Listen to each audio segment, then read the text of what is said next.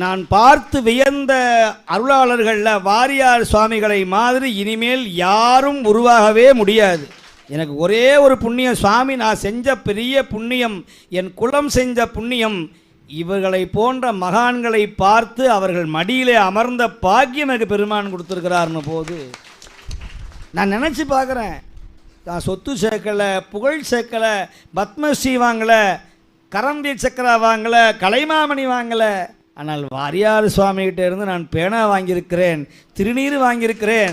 அவர் என்னை பார்த்து, தம்பி திருக்குறள் படிப்பியா என்று,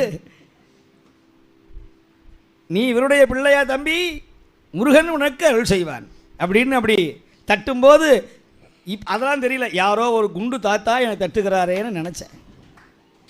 இன்னைக்கு அந்த தாத்தாவுடைய கரம் பட்டதே, அதனால தான் என் முருகன் இந்த இப்படி பேசக்கூடாமா.